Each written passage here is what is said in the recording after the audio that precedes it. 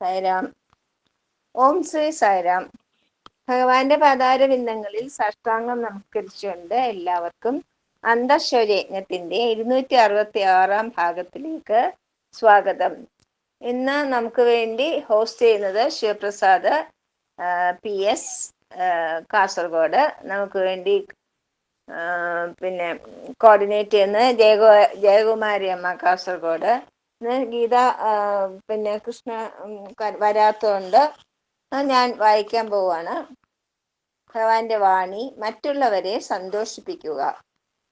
അതായത് ശ്രീ സത്യസായി വാണി ഭാഗം 21 ഒരു ചാപ്റ്ററാണ് മറ്റുള്ളവരെ സന്തോഷിപ്പിക്കുക. വിദ്യാഭ്യാസം മനുഷ്യന്റെ ഒരു ആഭരണമാണ്. അത് അവന്റെ രഹസ്യമായ ധനമാണ്. അത് ഐശ്വര്യവും കീർത്തിയും പ്രദാനം ചെയ്യുന്നു. അത് ഗുരുക്കന്മാരുടെ ഗുരുവാണ്. വിദേശ സഞ്ചാരത്തിനിടയിൽ അത് ഒരുവന്റെ വിശ്വസ്തനായ ബന്ധുവാകുന്നു. അത് സമ്പത്തിനേക്കാളും കൂടുതലായി ഭരണാധികാരികളുടെ ആദരവ് നേടുന്നു. ഭൗതിക ലോകത്തിലും മാനസികമായും സമൂഹത്തിലും ലക്ഷ്യബോധമുള്ള ജീവിതം നയിക്കുന്നതിന്റെ അടിസ്ഥാനം വിദ്യാഭ്യാസമാണ്. ജീവിതത്തിലെ പോരാട്ടങ്ങളെ അഭിമുഖീകരിക്കുവാനുള്ള മനഃശക്തിയും ദൃഢതയും അത് പ്രദാനം ചെയ്യുന്നു. അത് പ്രകൃതിയിലെ അസംഖ്യം പ്രത്യക്ഷതകളെ മനസ്സിലാക്കുവാൻ സഹായിക്കുന്നു. തൻ്റെ മനസ്സിന്റെ ശക്തിയെക്കുറിച്ച് മനസ്സിലാകുമ്പോൾ മാത്രമേ ഒരാൾക്ക് സമൂഹവും ലോകവും തമ്മിലുള്ള ബന്ധത്തെക്കുറിച്ച് ബോധ്യം വരികയുള്ളൂ. മാനവരാശി ഒരു കുടുംബമാണെന്ന് മനസ്സിലാക്കുവാൻ സഹായിക്കുന്ന വിദ്യാഭ്യാസമാണ് യഥാർത്ഥ വിദ്യാഭ്യാസം. സമൂഹത്തിലെ ഏകീകരണ ശക്തികളെ അനുഭവിച്ചറിയുവാൻ അത് ഒരുവനെ സഹായിക്കണം. നിർഭാഗ്യവശാൽ ഇന്നത്തെ വിദ്യാഭ്യാസം ഈ ലക്ഷ്യങ്ങളെ ഒന്നും പരിപോഷിപ്പിക്കുന്നില്ല. ഇന്ന് ലോകത്തിൽ ബുദ്ധിമാന്മാരായ ആളുകൾക്ക് യാതൊരു ദൗർലഭ്യവുമില്ല. എത്ര ശാസ്ത്രജ്ഞർ വേണമെങ്കിലും ഇവിടെയുണ്ട്. ഈ ബുദ്ധിജീവികളും ശാസ്ത്രജ്ഞന്മാരും ശരിയായ രീതിയിലുള്ള വിദ്യാഭ്യാസം നേടാത്തതാണ് ലോകം ഇന്ന് കലാപങ്ങളിലും ക്രമസമാധാന ഭംഗങ്ങളിലും മുഴുകുവാനുള്ള കാരണം. നേട്ടങ്ങൾ കൈവരിക്കുവാൻ ഐകമത്യം അത്യാവശ്യമാണ്. ഇന്നത്തെ വിദ്യാഭ്യാസം ഇന്ദ്രിയ സംതൃപ്തിക്കും ബുദ്ധിപരമായ കഴിവുകൾ വർദ്ധിപ്പിക്കുന്നതിനും കൂടുതൽ പ്രാധാന്യം നൽകുന്നു. അത് സൽഗുണങ്ങൾ വളർത്തിയെടുക്കുന്നത് അവഗണിക്കുന്നു. വിദ്യാഭ്യാസ പരിഷ്കാരങ്ങൾ നടപ്പിൽ വരുത്തുന്നതിനായി സർക്കാർ കമ്മിറ്റികളും കമ്മീഷനുകളും സ്ഥാപിക്കുന്നുണ്ടെങ്കിലും ആവശ്യമായ പരിഷ്കാരങ്ങൾ നടത്തുന്നതിന് വേണ്ട ശക്തമായ ശ്രമങ്ങളൊന്നും കൈക്കൊള്ളുന്നില്ല. സ്വാതന്ത്ര്യ സമ്പാദനത്തിന് ശേഷം നിലവിലിരിക്കുന്ന ഐകമത്യത്തിന്റെ അഭാവമാണ് ഈ പരാജയത്തിന്റെ പ്രധാന കാരണം. ഇന്ന് രാഷ്ട്രം അനുഭവിക്കുന്ന എല്ലാ ദുര്യോഗങ്ങൾക്കും കാരണം ഐകമത്യത്തിന്റെ അഭാവവും ക്ഷണികമായ ലക്ഷ്യങ്ങളിലേക്കുള്ള ശ്രദ്ധയുമാണ്. ഐക്യത്തിലൂടെ നേടുവാൻ സാധിക്കാത്തതായി ഒന്നും തന്നെ ഇല്ല. വിദ്യാഭ്യാസം വിവേകവും വിനയവും വളർത്തണം. വിദ്യാലയങ്ങൾ, കോളേജുകൾ, സർവകലാശാലകൾ തുടങ്ങി വിദ്യാഭ്യാസ സ്ഥാപനങ്ങളിൽ ഉണ്ടായിരിക്കുന്ന എണ്ണത്തിന്റെ വർധവിനനുസരിച്ച് വിദ്യാഭ്യാസത്തിൽ മേന്മയിൽ പതനമാണ് ഉണ്ടായിക്കൊണ്ടിരിക്കുന്നത്. മുതിർന്നവരോട് അനാദരവ്, നിങ്ങളെ വളർത്തിയ മാതാപിതാക്കന്മാരോട് കൃതജ്ഞത, ഗുരുഭൂതന്മാരോട് നിന്ദ തുടങ്ങിയൊക്കെയാണ് വിദ്യാഭ്യാസത്തിന്റെ പുരോഗതി എന്ന് വിളിക്കുവാനാകുമോ? സമൂഹത്തിൽ സദാചാരത്തിന്റെ സാക്ഷ്യങ്ങൾ വിരളമാണ്. സ്വഭാവത്തിലും പെരുമാറ്റത്തിലും പൊതുവായി ഒരു അധപ്പതനം കാണുവാൻ കഴിയും. ലളിത ജീവിതത്തിനും ശ്രേഷ്ഠ ചിന്തയ്ക്കും ഈ ഊന്നൽ നൽകിയിരുന്ന ഭാരത സംസ്കാരം മിക്കവാറും വിസ്മരിക്കപ്പെട്ടിരിക്കുന്നു. ഒരു രാജ്യത്തിന് ഇതിലും വലിയ നിർഭാഗ്യം ഉണ്ടാകുവാനുണ്ടോ? സാംസ്കാരികമായ എല്ലാ മേഖലകളിലും ഔന്നത്യം കൈവരിച്ചിരുന്ന ഭാരതം ഇന്ന് തൻ്റെ മഹത്വത്തിന്റെ വ്യാപ്തിയെക്കുറിച്ച് ബോധവാനല്ല. അനവധി വിദ്യാർത്ഥികൾക്ക് സംസ്കാരത്തിന്റെ അർത്ഥം തന്നെ അറിയുന്നില്ല. സംസ്കാരം മാനവീയതയെ വിമലമാക്കുകയും മനുഷ്യനെ പൂർണ്ണനാക്കുകയും ചെയ്യുന്നു. ശരീരം, മനസ്സ്, ആത്മാവ് എന്നിവയെ സംബന്ധിക്കുന്ന സത്യം മനസ്സിലാക്കുന്ന മനസ്സിലാക്കുന്നതിനുള്ള യാതൊരു ശ്രമവും ഇന്ന് എടുക്കുന്നില്ല. ഭാരതത്തിന്റെ സംസ്കാരം ദൈനംദിന ജീവിതത്തിന്റെ വിവിധ വശങ്ങളെ സമന്വയിപ്പിക്കുവാനും ഒരു ഏകീകൃത വീക്ഷണം വളർത്തുവാനുമാണ് സംസ്കാരം ശ്രമിക്കുന്നത്. ജാതി, വർണ്ണം, സമുദായം എന്നീ വിഭാഗീയ ചിന്തകൾക്ക് അതീതരാകുവാനും പ്രത്യക്ഷമായ ഈ വിഭിന്നതകളെ അടിസ്ഥാനമായ ദിവ്യമായ ഏകത്വത്തെക്കുറിച്ച് ബോധവാന്മാരാകുവാനും അത് മനുഷ്യനെ സജ്ജമാക്കണം. ഭാരതീയ സംസ്കാരം ഭാരതത്തിനു വേണ്ടി മാത്രമല്ലെന്നും അത് ഈശ്വരനിലേക്കുള്ള പാത ലോകത്തിന് കാണിച്ചു കൊടുക്കുവാൻ മാനവകുലത്തിന് മുഴുവൻ വേണ്ടി ഉള്ളതാണെന്നും വിദ്യാർത്ഥികൾ മനസ്സിലാക്കണം. അക്ഷരാഭ്യാസമില്ലാത്ത ഗ്രാമീണരും വിദ്യാഭ്യാസമില്ലാത്ത ആദിവാസികളും പ്രകടമാക്കുന്ന സൽഗുണങ്ങൾ ഇന്ന് വിദ്യാസമ്പന്നരായ പട്ടണവാസികളിൽ കാണുവാനില്ലെന്ന് നാം കാണുന്നു. വാസ്തവത്തിൽ എവിടെയൊക്കെ വിദ്യാലയങ്ങളും കോടതികളും ഔദ്യോഗിക മന്ദിരങ്ങളും വർദ്ധിച്ചിട്ടുണ്ടോ അവിടെയെല്ലാം അഴിമതിയും അനീതിയും ദുഷ്ടതയും ദ്വിഗുണീഭവിച്ചിരിക്കുന്നു. സ്വതന്ത്രവും അനിയന്ത്രിതവുമായ ജീവിതം നയിക്കുന്നതിലൂടെ ജനങ്ങൾ അവരുടെ ഇന്ദ്രിയങ്ങളുടെ ആഗ്രഹങ്ങൾക്ക് വശംവദരാകുന്നു. സമാധാനത്തിന്റെയും ശാന്തിയുടെയും ഇരിപ്പിടങ്ങൾ ആകേണ്ട വിദ്യാഭ്യാസ സ്ഥാപനങ്ങളെ അരക്ഷിതത്വത്തിന്റെ ഭയം ഗ്രസിച്ചിരിക്കുന്നു. വിദ്യാഭ്യാസത്തിന്റെ യഥാർത്ഥ ലക്ഷ്യം തനിക്ക് ലഭിച്ച അറിവിന്റെ സഹായത്തോടെ സമൂഹത്തിന് പ്രയോജനകരമായ സ്ഥാനം വഹിക്കുന്നതിനും ആദർശത്തോടുകൂടി ജീവിക്കുന്നതിനും വിദ്യാർത്ഥിയെ സജ്ജമാക്കുക എന്നതാണ്. ഈ അടുത്ത കാലത്ത് ശാസ്ത്രവും സാങ്കേതിക വിദ്യയിലും വലിയ നേട്ടങ്ങൾ കൈവരിക്കുകയും വിദ്യാഭ്യാസത്തിന് പ്രമുഖമായ സ്ഥാനം നേടുകയും ചെയ്തിരിക്കുന്നു. ജീവിത നിലവാരത്തെ മെച്ചപ്പെടുത്തുവാൻ ശാസ്ത്രം സഹായിക്കുന്നുണ്ട് എന്നത് പരമാർത്ഥം തന്നെ.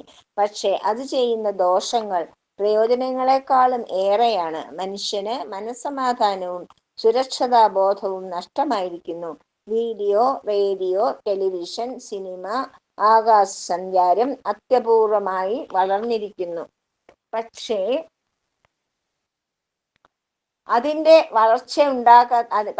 ഈശ്വര ദർശനത്തിന്റെ വളർച്ച ഉണ്ടാകാത്തത് കൊണ്ട് ദൈനംദിന ജീവിതം കൂടുതൽ ആപൽക്കരമായി കൊണ്ടിരിക്കുന്നു. സദാചാരവും നീതിയും അധപ്പതിച്ചിരിക്കുന്നു. ആധുനിക ശാസ്ത്രീയ ഉപകരണങ്ങൾ സമ്പാദിക്കുന്നതിനുള്ള അമിതമായ ആവേശമാണ് ഇതിന് പ്രധാന കാരണം. മധ്യവർത്തികളായ ജനങ്ങൾ തങ്ങളുടെ മിതമായ വരുമാനം കൊണ്ട് ആർജിക്കുവാൻ സാധിക്കാത്തതായ മോട്ടോർ വാഹനങ്ങൾ, ടെലിവിഷൻ സെറ്റുകൾ എന്നിവയ്ക്ക് വേണ്ടി കാക്ഷിക്കുന്നു. ഇത് അഴിമതിയിലേക്കും കൈക്കൂലിയിലേക്കും നയിക്കുന്നു. വിദ്യാഭ്യാസം പോലും വളരെ ചെലവേറിയതും മധ്യവർത്തികളായ വരുമാനത്തിന് അതീതവുമായിരിക്കുന്നു. അതുകൂടാതെ തന്റെ സ്ഥിതിയിലും മെച്ചമാണ് താനെന്ന് മറ്റുള്ളവരെ കാണിക്കുന്നതിനായി പ്രകടനാത്മകത്വം വർദ്ധിച്ചിരിക്കുന്നു. ഈ വിധത്തിലുള്ള പൊങ്ങച്ചമാണ് വക്കീലന്മാർ, ഡോക്ടർമാർ തുടങ്ങിയവരുടെ സദാചാരത്തിന് അധോഗതി ഉണ്ടാക്കിയിരിക്കുന്നത്. ശാസ്ത്രത്തിന് കുറ്റമൊന്നുമില്ല, പക്ഷെ അത് ഉപയോഗിക്കുന്ന രീതിയാണ് തെറ്റായ ഫലങ്ങൾ ഉണ്ടാക്കുന്നത്. ജയ് സായിരാം. ശോഭ ലക്ഷ്മൺ ഉണ്ടല്ലോ അല്ലെ? ശോഭ ലക്ഷ്മൺ. സായിരാം ശോഭ. സായിരാം. ശോഭ അനുഭവം പറയോ? സായിരാം. സ്വാമിയുടെ അനുഭവം പറഞ്ഞിട്ട് ഒരു ഭജനയും പാടണേ. സായിരാം. സായിരാം. ഇന്നിപ്പോ സമയം കിട്ടിയോണ്ട് ചെയ്തോളൂ. സായിരാം. സായിരാം. ഒരു കാര്യം, ജയ ഒന്ന് ഇത് പറഞ്ഞോട്ടെ. സോറി ജയ, കൺഫ്യൂഷനിൽ ഞാൻ മറന്നുപോയി. സായി ഗായത്രി പറഞ്ഞിട്ട് ഗീത പറയും. അല്ല, ശോഭ പറയും.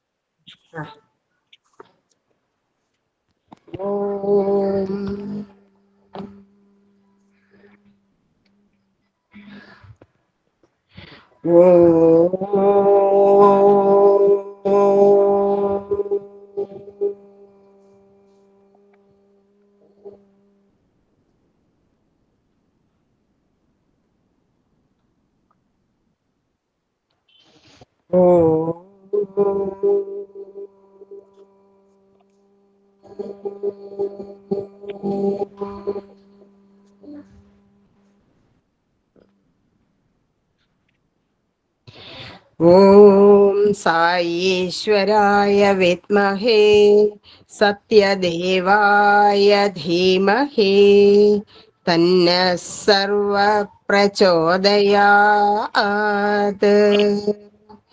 ഓം സായീശ്വരായ വിദ്മഹേ സത്യദേവായ ധീമഹി തന്ന സർവ പ്രചോദയാത്. ഓം സായീശ്വരായ വിദ്മഹേ സത്യദേവായ ധീമഹി തന്ന സർവ പ്രചോദയാത്. ഓം ശാന്തി ശാന്തി ശാന്തി. സായിറാം. ശോഭിച്ച് അനുഭവങ്ങൾ പറയുമല്ലോ. സായിറാം. സായിറാം. ഇവിടെ കൂടിയിരിക്കുന്ന എല്ലാവരുടെയും ഹൃദയത്തിൽ നിറഞ്ഞു നിൽക്കുന്ന ഭഗവാന്റെ ദിവ്യപാദത്തിങ്കൽ ശതകോടി പ്രണാമം. സായിറാം. വന്നു ചേർന്നിട്ടുള്ള എല്ലാവർക്കും സായിറാം. പല പ്രാവശ്യങ്ങളിൽ എൻ്റെ അമ്മ എല്ലാ ഡ്യൂട്ടിക്കും എന്നുവെച്ചാൽ 96 ശേഷം ജൂലൈ ഡ്യൂട്ടിയും ജനുവരി ഡ്യൂട്ടിയും ചെയ്യാറുണ്ടായിരുന്നു. അപ്പോൾ അധിക സമയവും അമ്മേനെ സ്റ്റേഷനിൽ കൊണ്ടാക്കലും സ്റ്റേഷനിൽ നിന്ന് കൂട്ടിക്കൊണ്ടുവരലും എൻ്റെ ജോലിയായിരുന്നു. അന്നേരം എപ്പോഴും പറയും, ശോഭ നീ എപ്പോഴാണ് ഒരു ഡ്യൂട്ടിക്ക് വരിക? അത് അമ്മ അന്നേരം എന്നെ സമാധാനിപ്പിക്കും. ഓക്ക് ഇവിടെ തന്നെ ഇഷ്ടംപോലെ ഡ്യൂട്ടി ഉണ്ട് ഭഗവാൻ കൊടുത്തിട്ട്, അപ്പം അത് വിട്ടിട്ട് അവർക്ക് അങ്ങോട്ട് വരാൻ കഴിയില്ലല്ലോ എന്നായിരുന്നു അമ്മ എപ്പോഴും പറയാറുണ്ടായിരുന്നത്. അങ്ങനെ ചെറിയ മോള് MBBS കഴിഞ്ഞു. അവളെ ഹൗസ് ഏജൻസിയും കഴിഞ്ഞിട്ട് അവൾ 2010 തിരിച്ച് വീട്ടിലേക്ക് വരുന്നത്. അപ്പം അവളെ ലീവ് ഏകദേശം വരാനായി എന്ന് കണ്ടേരം ഞാൻ പറഞ്ഞു, ഇനി നീ വീട്ടിലുണ്ടല്ലോ അടുത്ത് ചേരുന്നത് വരെ അമ്മ എന്നാൽ 2011 ജനുവരിയിൽ അമ്മ ഡ്യൂട്ടിക്ക് പോയിക്കോട്ടേന്ന് ചോദിച്ചു. അപ്പോൾ പറഞ്ഞു, എൻ്റെ വരുന്ന ദിവസം തീർച്ചയായില്ല അമ്മേ, ടിക്കറ്റ് എന്തായാലും അമ്മ ബുക്ക് ചെയ്തോളൂ, നമുക്ക് നോക്കാം അതിനിടയിൽ എനിക്ക് എത്താൻ പറ്റുമെന്ന്. അങ്ങനെ മൂത്ത മോള് ബഹറിനിലാണ്, 2 പെൺകുട്ടികളാണ്. ഇളയ മകള് പിന്നെ MBBS പഠിച്ച് ഹൗസ് ഏജൻസിയും കഴിഞ്ഞ് അവൾ വീട്ടിലേക്ക് വരുന്ന സമയത്ത് ആ സമയം ഞാൻ ടിക്കറ്റ് ബുക്ക് ചെയ്തു 2011. ഭഗവാന്റെ നിശ്ചയമായിരിക്കാം ഭഗവാന്റെ സ്ഥൂല രൂപം ഉള്ള സമയം തന്നെ ഒരു ഡ്യൂട്ടി ചെയ്യാൻ എനിക്കൊരു അവസരം തന്നത്. പല സന്ദർഭങ്ങളിലും പുട്ടപർത്തി ഞാൻ പോയിട്ടുണ്ട്. എല്ലാ സമ്മേളനത്തിനും മഹിളാ സംഘമായാലും ബാലവികാസിൻ്റെ സംബന്ധിച്ചായാലും എല്ലാത്തിനും ഞാൻ ഹാജരാവലുണ്ട്. ബാലവികാസ് ടീച്ചറായിരുന്നു, അല്ല ബാലവികാസ് ഗുരുവായിരുന്നു. ഞങ്ങൾ ടീച്ചറെന്ന് പറയില്ല, സോറി സായിറാം. ബാലവികാസ് ഗുരുവായിരുന്നു. പിന്നെ അതുകൊണ്ട് പുട്ടപർത്തിയിലുള്ള ഇങ്ങനത്തെ കാര്യങ്ങൾക്കൊക്കെ ഞാൻ പങ്കെടുക്കാറുണ്ട്. പക്ഷേ ഡ്യൂട്ടി ഇതുവരെ ചെയ്യാൻ കഴിഞ്ഞിട്ടില്ല. 2011 ജനുവരിയിൽ അങ്ങനെ ഡ്യൂട്ടിക്ക് പോകാൻ തീർച്ചയാക്കി ചെറിയ മോളെത്തി. ആ സന്ദർഭങ്ങളിൽ ഞങ്ങളെ ബ്രീഫിംഗ് ക്യാമ്പിൽ ഞാൻ പോകുന്നുണ്ടെന്ന് അറിഞ്ഞിട്ട് എൻ്റെ 2 ഫ്രണ്ട്സ്, അവർക്കും ഭഗവാനെ അറിയാം, കേട്ടറിയുണ്ട്. ഒരാൾക്ക് അവരെ അമ്മയുടെ ഓപ്പറേഷൻ പുട്ടപർത്തിയിൽ നിന്നാണ് ഹാർട്ട് ഓപ്പറേഷൻ ചെയ്തത്. അപ്പോൾ എൻ്റെ കൂടെ ശോഭേച്ചി ഉണ്ടെങ്കിൽ വരാമെന്ന് പറഞ്ഞിട്ട് ഞങ്ങൾ 3 പേര് അങ്ങനെ ഒരുമിച്ചാണ് ഡ്യൂട്ടി ബ്രീഫിംഗ് ക്യാമ്പിൽ പങ്കെടുക്കുന്നത്. അപ്പം അന്ന് അവിടുന്ന് പറഞ്ഞിരുന്നത് പുതുതായി വന്നവരല്ലേ. അപ്പം എൻ്റെ മനസ്സിലുണ്ടായിരുന്നു വെച്ചാൽ ഞാൻ ഭഗവാന്റെ കുൽവന്ത് ഹാളിൽ എനിക്ക് ഡ്യൂട്ടി എടുക്കാൻ വേണ്ടി ഒരവസരം ഇതുവരെ കിട്ടിയില്ലല്ലോ, പോയിട്ടില്ലല്ലോ. അപ്പോൾ അത്രയിലേ എനിക്ക് കഴിയുമെന്ന് കുൽവന്തിൽ എടുക്കണം എന്നുള്ള എൻ്റെ ഒരു മനസ്സിലൊരു ആഗ്രഹം ഉണ്ടായിരുന്നു.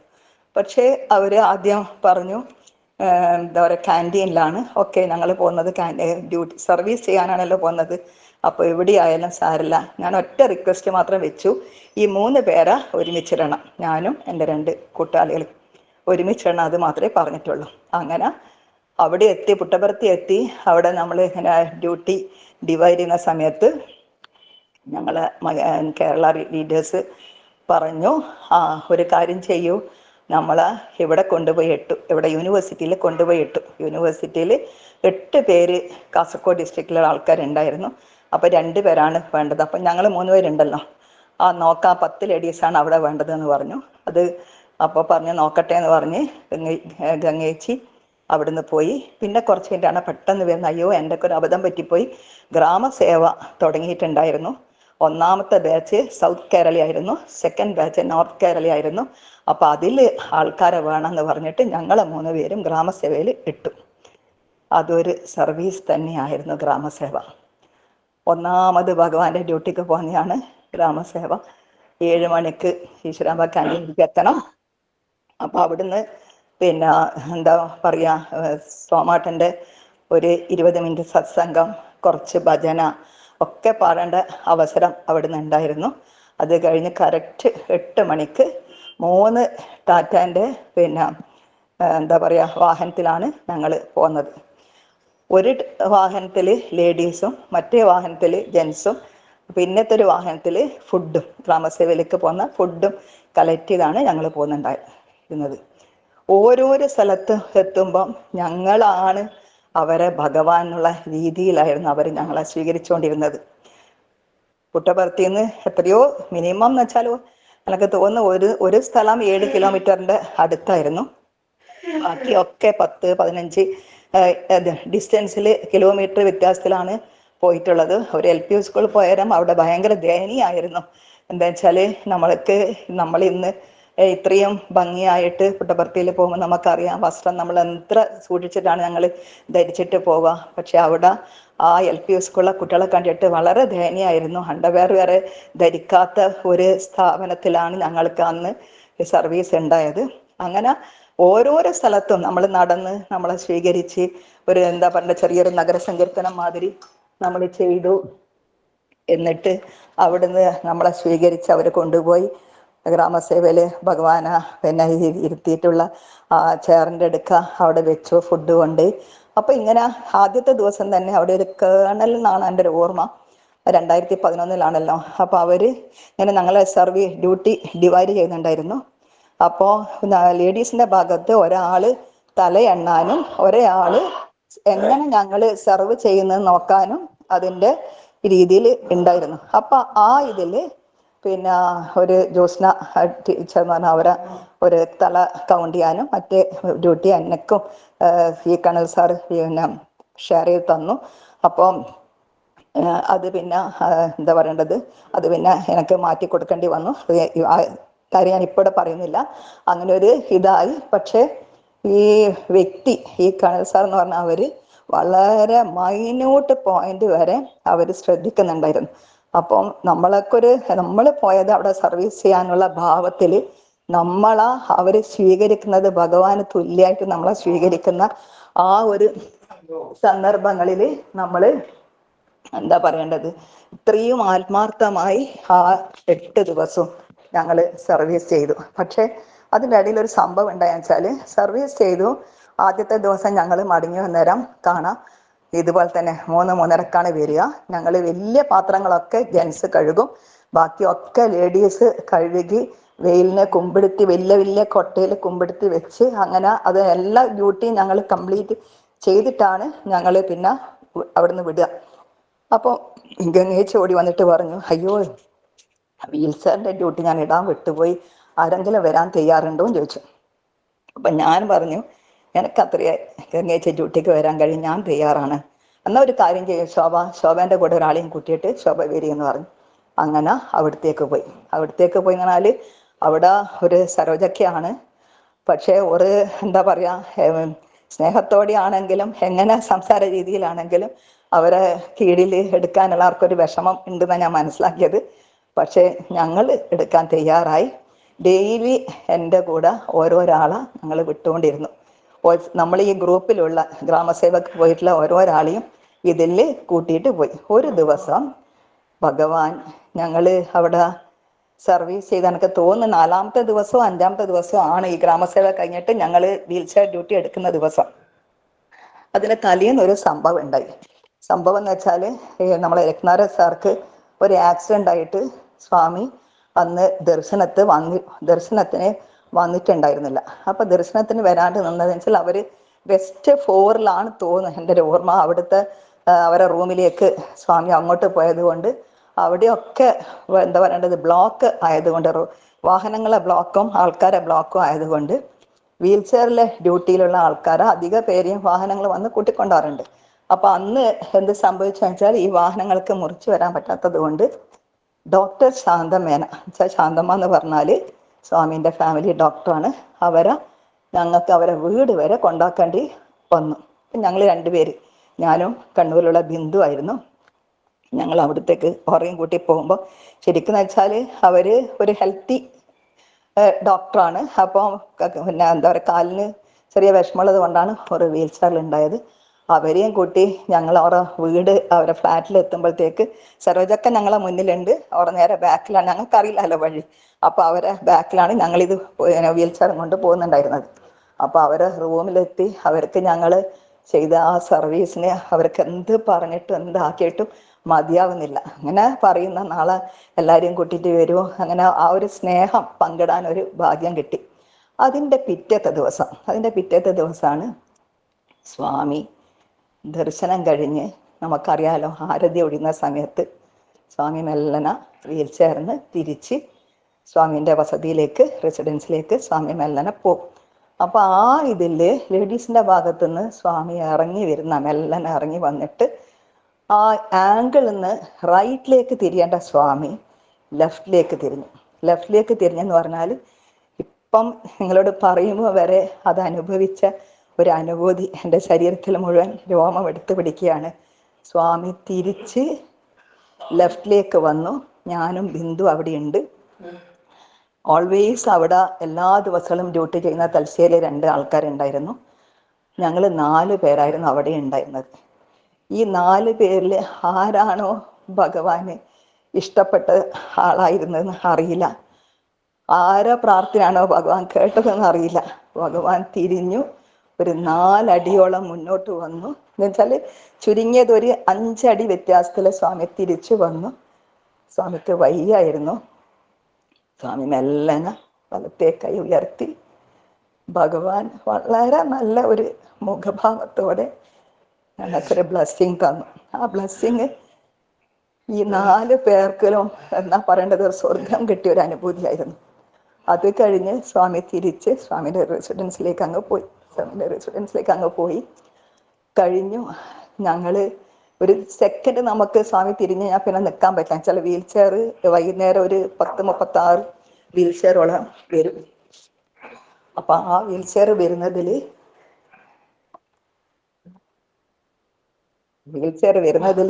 ഞങ്ങൾ ഇങ്ങനെ എന്താ പറയേണ്ടത്, നമ്മൾ കറക്റ്റ് പോയിന്റിൽ ഇരിക്കുന്നുണ്ടായിരുന്നു. അപ്പൊ അവരെ നമ്മൾ പുറത്ത് എത്തിക്കണം. കുറച്ചൊരു ഹാർഡ് വർക്കാണ്, ഒരു ചെറിയൊരു കയറ്റമുണ്ട്, അത് കയറ്റി കൊണ്ടുപോകണം. അപ്പോൾ അങ്ങനെയുള്ള ഒരു സന്ദർഭത്തിൽ പിന്നെ എന്താ പറയേണ്ടത്, ഈ അമ്മേനെ കൊണ്ടുപോയാക്കിയെന്നറിയില്ല, സരോജൊക്കെയാണ് ആദ്യം എല്ലാ വീൽ ചെയറും എന്നുവെച്ചാൽ ഒരു സെക്കൻഡ് കൊണ്ട് നമ്മൾ പാസ് ചെയ്ത് വരണം. സരോജൊക്കെയാണ് തോന്നുന്നു ആദ്യം വന്നിട്ട് കെട്ടിപ്പിടിച്ചു. ഭഗവാന്റെ ഒരു ഹഗ്ഗിങ് കിട്ടിയ മാതിരി സരോജൊക്കെ ഞങ്ങളെ കെട്ടിപ്പിടിച്ച് സന്തോഷായില്ലേ, നിങ്ങൾ ഇന്നലത്തെ ചെയ്ത സർവീസ് ആയിരിക്കും നിങ്ങൾക്ക് ഇന്ന് സ്വാമി തന്നത് എന്നുള്ള നിലയിൽ സരോജൊക്കെ കെട്ടിപ്പിടിച്ചു. അത് കഴിഞ്ഞ് എല്ലാ വീൽ ചെയറും മേലെ എത്തിച്ചത് കൊണ്ട് ആ ഭാഗത്ത് നിൽക്കുന്ന ഞങ്ങള് കേരള സേവാദേഴ്സും എല്ലാവരും വന്നിങ്ങനെ എന്നാ പറയേണ്ടത്, സ്വാമി തിരിഞ്ഞു നിന്ന് നമുക്ക് ആ ഒരു കൈ ഉയർത്തിയിട്ടുള്ളൊരു ബ്ലെസ്സിങ് തന്നത് അതൊരു ഭയങ്കര ഒരു അനുഗ്രഹമായിരുന്നു. അത് കഴിഞ്ഞ് ഞങ്ങൾ പിന്നെ തിരിച്ച് ഇങ്ങോട്ടേക്ക് വരുന്ന സമയത്ത് അന്ന് എന്തോ ഒരു കാലിഫോർണിയയിലുള്ള ഒരു ലേഡീൻ്റെ എന്തോ ഒരു മ്യൂസിക് ഉണ്ടായിരുന്നു. ആ ലേഡിക്ക് സ്വാമി 2 റോസാപ്പൂ കൊടുത്തിരുന്നു. ആ ഒരു റോസാപ്പൂ ആ ലേഡി നോക്കി വന്നു ഞങ്ങൾക്ക് തന്നു. ആ റോസാപ്പൂ എൻ്റെ കയ്യിൽ തന്നിട്ട് പറഞ്ഞു, അതിൻ്റെ ദളം നുള്ളിയിട്ട് എല്ലാവർക്കും കൊടുക്കുമെന്ന് പറഞ്ഞു. അങ്ങനെ ആ ദളങ്ങൾ ഞങ്ങൾ ഷെയർ ചെയ്തു. കാണുന്നവർക്കെല്ലാം ഓരോ ദളം വീതം കൊടുത്തു. ഭഗവാൻ ഈ അനുഗ്രഹം അന്നത്തെ സർവീസിനാണോ ഒന്നാമത് ചെയ്ത ഡ്യൂട്ടിക്ക് സ്വാമി തന്ന ഒരു ബ്ലെസ്സിങ് ആയിട്ടാണ് ഞാൻ കരുതുന്നത്. അധികമൊന്നും ഞങ്ങൾക്ക് ഡ്യൂട്ടിക്ക് പോകാൻ പറ്റലില്ല. വീട്ടില് അറ്റ്മോസ്ഫിയർ അത്ര ശരിയല്ല. അങ്ങനെ മക്കള് പിന്നെ 2 പേരും ദൂരെ ആയതുകൊണ്ട് ഹസ്ബൻഡിനെ വിട്ട് അങ്ങനെ പോകലില്ല. പിന്നെ അമ്മ പറയും ഞാൻ വന്ന് നിന്നോളാം, നീ പൊയ്ക്കോ എന്ന് പറഞ്ഞിട്ടാണ് ഞാൻ പിന്നെ 2 ഡ്യൂട്ടി ചെയ്തിട്ടുണ്ടായിരുന്നത്. അങ്ങനെ ഭഗവാന്റെ ഒരു വലിയ അനുഗ്രഹം 1ാമത്തെ ഡ്യൂട്ടിയിൽ സ്വാമിക്ക് തന്നിട്ടുണ്ടായിരുന്നു. അത് കഴിഞ്ഞ് കുറച്ചെന്ന് പറയുമ്പോൾ കുറച്ചെന്ന് പറഞ്ഞാല് ജനുവരിയിലെ ഡ്യൂട്ടി കഴിഞ്ഞു. ഫെബ്രുവരി കഴിഞ്ഞു. മാർച്ചിൽ ലാസ്റ്റ് 28-29 സമയത്താണ് ഭഗവാന് സുഖില്ല എന്നുള്ള വിവരം കിട്ടുന്നത്. പക്ഷെ ഒരു വലിയ നിധിമാരി ഉണ്ടായതെന്ന് വെച്ചാൽ ഈ ശാന്തമ്മ ഡോക്ടർ കമ്മ്യൂണിക്കേറ്റ് ചെയ്തിട്ടുണ്ടായിരുന്നു നല്ലവണ്ണം. ഞങ്ങളെ കൂടി ഉണ്ടായിരുന്ന 12 പേർക്കും, ഗ്രാമസഭയിൽ പങ്കെടുത്ത 12 പേർക്കും ശാന്തമ്മ ലാസ്റ്റ് ദിവസം അവിടെ വരണം എന്ന് പറഞ്ഞു. അങ്ങനെ ഡോക്ടറെ അടുത്ത് പോയി. ഡോക്ടർ എഴുതിയ പുസ്തകം ഡിവൈൻ ഡോക്ടർ എന്ന് പറഞ്ഞ ഇംഗ്ലീഷിലുള്ള പുസ്തകം ഞങ്ങൾക്ക് എല്ലാവർക്കും തന്നു. അതിൽ ശാന്തമ്മ പറഞ്ഞൊരു കഥയുണ്ടായിരുന്നു. ശാന്തമ്മേൻ്റെ എന്താ പറയേണ്ടത്, ഒരു 1999 ഡിസംബർ 31 ശാന്തമ്മ എന്താ പറയേണ്ടത്, ഒരു മരണ വാർത്ത അറിഞ്ഞ് വീട്ടുകാരെല്ലാം വന്നൊരു കഥയും, അത് ആ ഇംഗ്ലീഷ് പുസ്തകം വായിച്ചവർക്ക് അറിയാവുന്ന ഒരു കാര്യമാണ്. അത് കഴിഞ്ഞ് ആ അമ്മ ഡെയിലി എന്ന് പറഞ്ഞാൽ ഭഗവാന് അസുഖമായ മുതൽ ഡെയിലി പറയും, ശോഭ പ്രാർത്ഥിക്ക മോളെ സായികായത്തിൽ ജപിക്കും, ഒരു നിമിഷം കളയാതെ സായികായത്തിൽ ജപിക്കുമെന്ന്. അങ്ങനെ ഭഗവാന്റെ സമാധി വരെ ആ ദിവസം രാവിലെ വരെ ശാന്തമ്മ ഡോക്ടർ സംസാരിച്ചിട്ടുണ്ടായിരുന്നു, അവരോട് പ്രാർത്ഥിച്ചിട്ടുണ്ടായിരുന്നു. എല്ലാവരും, ഞാൻ മാത്രമായിരിക്കില്ലല്ലോ, ലോകത്തുള്ള എല്ലാവരും ഭഗവാൻ വേണ്ടി പ്രാർത്ഥിച്ചവരല്ലേ ഉള്ളൂ. ഭഗവാൻ നമ്മളോട് വിട പറഞ്ഞത് ആ ദിവസമായിരുന്നു. അത് കഴിഞ്ഞിട്ടും ശാന്തമ്മ ഡോക്ടർ കമ്മ്യൂണിക്കേറ്റ് ഉണ്ടായിരുന്നു. പല പ്രാവശ്യവും ഞാൻ പോയിട്ട് അവരെ പിന്നെയും കണ്ടു. അവർ അഞ്ചത്തി ഉണ്ടായിരുന്നു, നിരഞ്ജന, അവരവിടെ അന്തപ്പൂരിലെ പ്രൊഫസറായിരുന്നു. പിന്നെ ഒരു തവണ പോയ സമയത്ത് പറഞ്ഞു അവർ തമിഴ്നാട്ടിലേക്ക് പോയി, പ്രൊഫസർ മാത്രമേ ഇപ്പോൾ ഇവിടെ ഉള്ളൂ എന്ന് പറഞ്ഞു. പിന്നെ ഞാൻ കണ്ടിട്ടില്ല. അതൊരു എന്നുവെച്ചാൽ ഭഗവാന് തുല്യമായിട്ട് അവരെ കാണാനുള്ള ഭാഗ്യവും അന്ന് ഉണ്ടായിട്ടുണ്ടായിരുന്നു. സായിറാം. ഞാൻ എല്ലാ വാക്കുകളും ഭഗവാന്റെ പദത്തിൽ വെക്കുന്നു. ഇസ്ലാമ എന്ന് പറയേണ്ടത് ഓരോരോ അവസരം തരുന്നു, നമുക്കൊരു ബ്ലെസ്സിങ് ആണ്. സായിറാം. സായിരാം. ഇന്ന് ശോഭ കയറിയത് ഒരു ബ്ലെസ്സിങ് തന്നെയാണ്. ഭഗവാന്റെ ഈ കഥ പറയാനായിട്ട് കയറിയത് മാതിരി.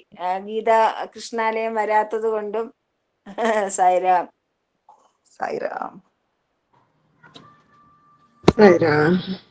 Presentations.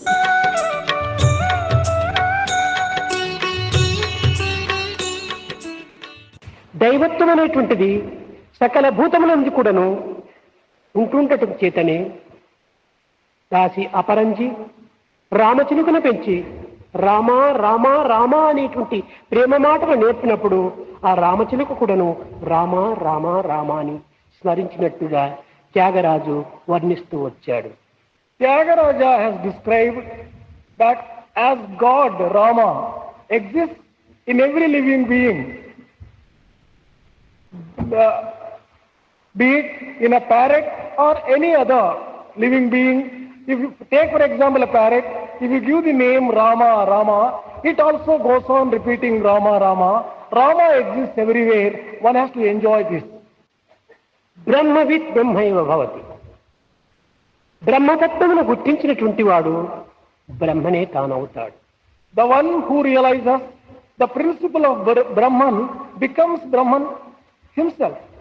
వాల్మీకి నిరంతరము రామును స్మరించుతూ చింతించుతూ రామాయణము లిఖిస్తూ వచ్చాడు. Valmiki, contemplating on Rama continuously, and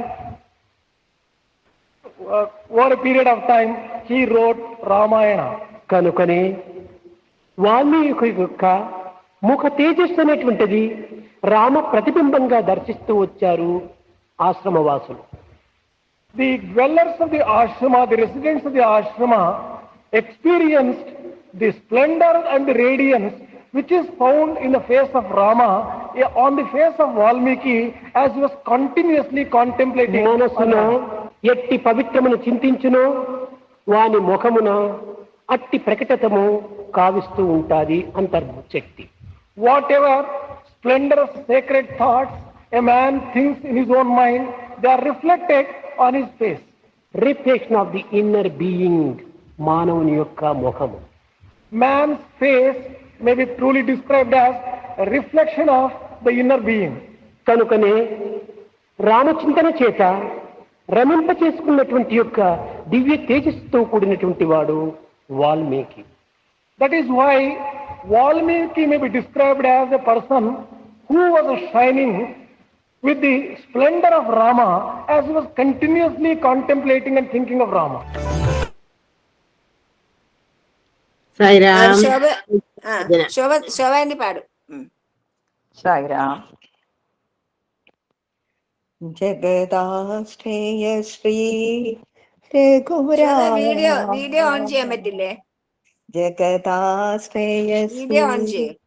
Raghurama ജഗദോധാര Seetharama ജഗദോധാര Seetharama ജഗദാശ്രയ Shri Raghurama പരമ പാവന താരക നാമം പരമ പാവന താരക നാമം ശ്രീരാമം ശത കോടി പ്രണാമം ശ്രീരാമം ശത കോടി പ്രണാമം സായിരാം കോടി പ്രണാമം സായിരാം കോടി പ്രണാമം ശരണം ശരണം ആത്മാരാമ ശരണം ശരണം ആത്മാരാമ ജഗദാശ്രയ ശ്രീരഘുരാമ ജഗദോധാര സീതാരാമ ജഗദാശ്രയ ശ്രീ രഘുരാമ പരമ പാവന താരക രാമ ശ്രീരാമ ശത കോടി പ്രണാമം സായിരാം കോടി പ്രണാമം സായിരാം കോടി പ്രണാമം ശരണം ശരണം ആത്മാരാമ ജഗദാശ്രയ ശ്രീ രഘുരാമ സായിരാം. ഒന്ന് പൊങ്ങിയിരിക്കോ. ആ ഓക്കെ സായിരാം.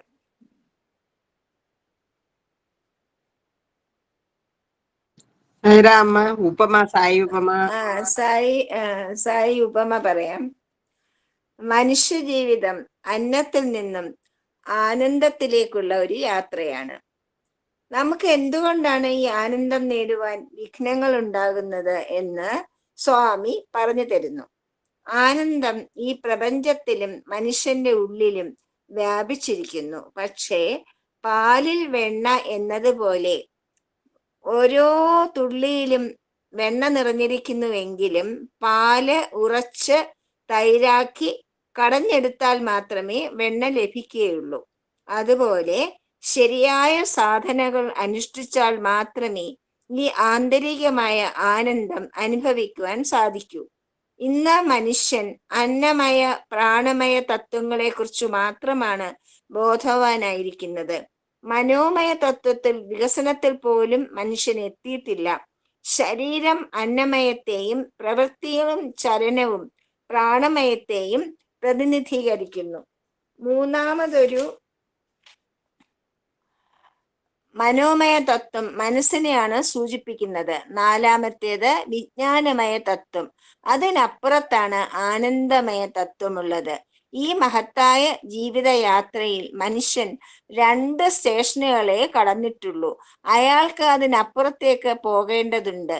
വിജ്ഞാനമയമായ തലത്തിൽ എത്തിയ ശേഷം മാത്രമേ അയാൾക്ക് ആനന്ദം അനുഭവിക്കുവാൻ സാധിക്കുകയുള്ളൂ.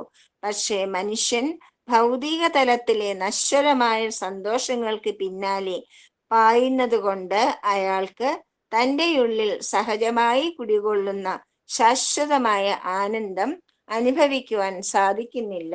ജയ സായിരാം. സായിരാം.